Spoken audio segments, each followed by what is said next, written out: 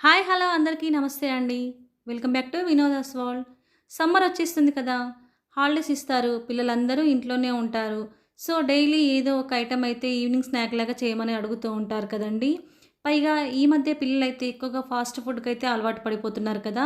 మనం డైలీ ప్రతిరోజు అయితే ఫాస్ట్ ఫుడ్ అయితే కొనుక్కొచ్చి అయితే తినిపించలేం కదా! సో, అందులో ఒక ఐటమే ఈ వెజ్ న్యూడిల్స్ అండి. ఈ వెజ్ న్యూడిల్స్ కూడా బయట వాళ్ళు ఏ విధంగా ప్రిపేర్ చేస్తారో మనకు తెలియదు కాబట్టి మనం ఇంట్లోనే అప్పుడప్పుడు ఇలా పిల్లలకు చేసి ఇచ్చామనుకోండి చాలా ఇష్టంగా తింటారండి. సో, నేనైతే ఇదొచ్చేసి వెజ్ నూడిల్స్ వచ్చేసి గోధుమ పిండితో చేశానండి. సో, దీంట్లో క్యారెట్స్ మనకి ఏ వెజిటబుల్స్ కావలిస్తే అవన్నీ వేసుకొని పిల్లలకైతే ఈజీగా చేసి ఇచ్చేయొచ్చన్నమాట. సో, మన వీడియో ఎక్కడ స్కిప్ చేయకండి. అలా అయితేనే పర్ఫెక్ట్‌గా ఈ వెజ్ నూడిల్స్ అనేటివి ఎలా వచ్చాయో మీకైతే తెలుస్తుందండి. అయితే మన ఛానల్ గనుక మీరు ఫస్ట్ టైం గనుక చూస్తున్నట్లయితే ప్లీజ్ లైక్ చేసుకొని, షేర్ చేసి, సబ్స్క్రైబ్ చేయడం మాత్రం మర్చిపోకండి. ఇక లేట్ చేయకుండా మనమైతే ప్రాసెస్‌లోకైతే వెళ్ళిపోదాము. నేనైతే కప్పు గోధుమ పిండితో చేస్తానని చెప్పాను కదండీ! సో, దానికోసమైతే ముందుగా గోధుమ పిండి అయితే తీసుకున్నాను. మీకు గోధుమ పిండి వద్దు అనుకుంటే మైదా కూడాతో చేసుకోవచ్చు. కానీ హెల్త్ కోసం కాబట్టి నేను కంపల్సరీగా గోధుమ పిండితోనే చేశానండి. సో, దాంట్లోనైతే 1 స్పూన్ దాకా సాల్ట్, 2 స్పూన్స్ దాకా ఆయిల్ అయితే వేసేయండి. కొంచెం పసుపు కూడా వేసేయాలండి. పసుపు క్లిప్ అయితే మిస్ అయిపోయింది. సో, దీంట్లో ఇవన్నీ వేసిన తర్వాత బాగా కలిపి కొంచెం కొంచెంగా వాటర్ అయితే వేస్తూ మనం చపాతీ పిండికి ఏ మాదిరిగా కలుపుకుంటామండి సేమ్ అదే మాదిరిగా మనమైతే ఈ పిండినైతే తడిపి పక్కన పెట్టేసుకోవాలి. సో, ఈ మాదిరిగా తడుపుకున్నాం కదండీ! ఇప్పుడు దానిపై నుంచి ఆయిల్ అయితే వేసేసి మరొకసారి కలిపి ఇప్పుడు దాన్ని ఒక దాదాపు ఒక 10-15 మినిట్స్ దాకా నాననిచ్చేయాలండి. 15 నిమిషాల తర్వాత చూడండి మనకైతే పర్ఫెక్ట్‌గా మనకైతే గోధుమ పిండి అయితే నానిపోయింది కదా! సో, ఇప్పుడు మిగతా ప్రాసెస్‌లోకి అయితే వెళ్ళిపోదాము. దానికోసం అయితే carrot, onions, tomato ketchup, soya sauce and మీ దగ్గర క్యాప్సికమ్ ఉంటే క్యాప్సికమ్ కూడా వేసుకోండి. సో, ఇప్పుడైతే ఒక బౌల్ తీసుకొని దాంట్లో వాటర్ అయితే వేసుకోండి. 2 కప్పుల వాటర్ అయితే వేశాను. దాంట్లోనే 1 స్పూన్ దాకా ఆయిల్ అయితే వేశానండి. ఇలా ఆయిల్ వేయడం వల్ల మనం న్యూడిల్స్ దీంట్లో వేస్తాం కదండీ! వాటర్‌లో వేస్తే అతుక్కోదన్నమాట. సో, నేను న్యూడిల్స్ చేయడానికి కోసం అయితే ఇలాంటి కారపూస బిస్ అయితే తీసుకున్నానండి. నేను కొంచెం సన్నం రంధ్రాలు ఉన్నది తీసుకున్నాను. మీకు కొంచెం న్యూడిల్స్ లావుగా ఉన్నా పర్లేదు అంటే దీంట్లో రెండో నెంబర్ సైజ్ ఉంటుంది. అది తీసుకున్నా పర్లేదు.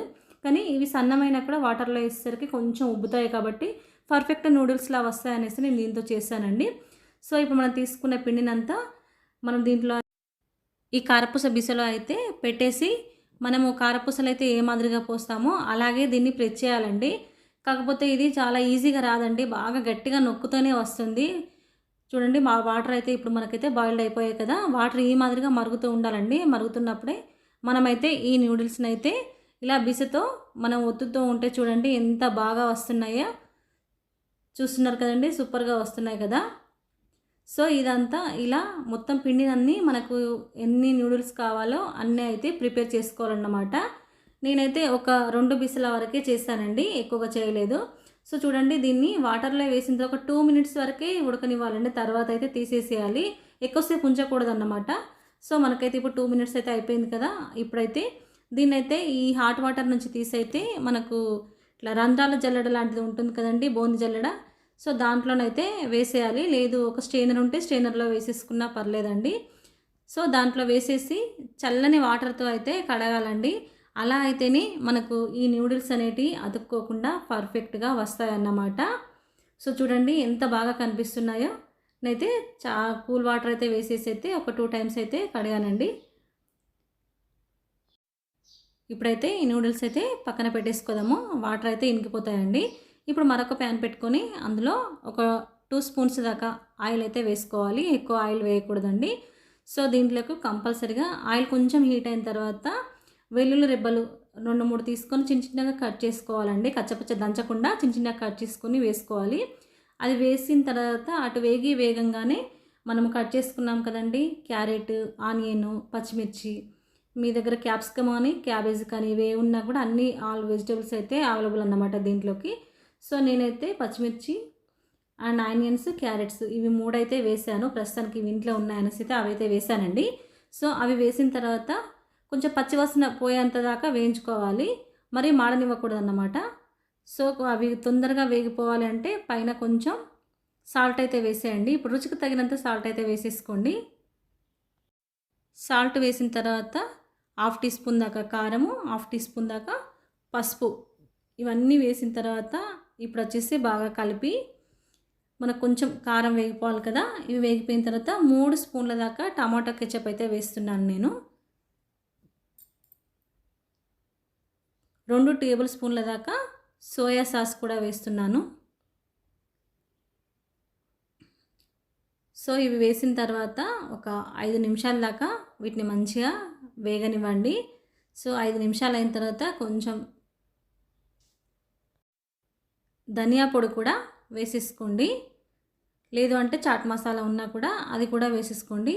సో ఇప్పుడైతే మనము పక్కన పెట్టేసుకున్నాం కదా న్యూడిల్స్ వచ్చేసి చూడండి ఎలా కనిపిస్తున్నాయో, పాముల్లా కనిపిస్తున్నాయి కదా. సో ఇప్పుడు వీటన్నింటిని అయితే తీసేసి మనం వేయించుకున్న మిశ్రమంలో అయితే వేసేద్దాము. ఇవి కూడా బాగా వేగిపోయాయి కదా. ఇప్పుడైతే దీంట్లో నూడిల్స్ అయితే వేసేసి ఒకసారి అయితే కలపండి. కొంచెం ఎక్కువగా కలిపామనుకోండి అవి చిన్నగా అయిపోతాయి. కాబట్టి అలా కలపనట్టుగా కలిపేసేయండి. సో అలా ఒక 2 మినిట్స్ ఉంచిన తర్వాత పైనుంచి కొత్తిమీర వేసుకొని చల్లారిన తర్వాత ఒక నిమ్మకాయ పిండుకొని తిన్నామనుకోండి సూపర్ టేస్టీగా ఉంటుంది. వీటిని అప్పటికప్పుడు పిల్లలు అడిగినా కానీ లేదు అంటే ఇంటికి గెస్ట్లు వచ్చినా కానీ ఇలా చేసి ఇచ్చారనుకోండి వావ్ అనకుండా ఉండలేరు కదా. సో ఇప్పుడు పూర్తిగా చల్లారిపోయిన తర్వాత దీన్ని అయితే ఒక ప్లేట్లో సర్వ్ చేసేసుకొని ఇక తినేసేయడమే అన్నమాట. సో అయితే మన ఈ వెజ్ నూడిల్స్ ఎలా వచ్చాయో నాకైతే కామెంట్ అయితే చేయండి. మన వీడియోస్ కూడా ఎలా ఉంటున్నాయో కామెంట్ అయితే చేయడం మాత్రం మర్చిపోకండి. ఇలా ఏ ఐటమ్ అయినా కూడా పిల్లలకి ఇంట్లో రెడీ చేసి ఇస్తేనే వాళ్ళ హెల్త్కి కూడా ఖరాబ్ అవ్వకుండా ఉంటుంది. కాబట్టి దాదాపు మనకు వీలైనంత వరకు ఇంట్లోనే పిల్లలకు ప్రిపేర్ చేసి ఇచ్చే విధంగా ఉండాలండి. సో కొన్ని మనం చేయగలిగే ఐటమ్స్ అన్నీ ఇంట్లోనే చేసి అయితే వాళ్ళకి ఇచ్చేసేయాలి. సో మనీ ఇచ్చేసి బయటికి వెళ్ళి కొనుక్కొచ్చుకోండి అని చెప్పకుండా ఇలా చేసి ఇవ్వండి. సో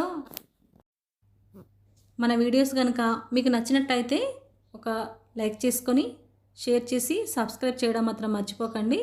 సో మరొక వీడియోతో మీ ముందుకైతే ఉంటాను.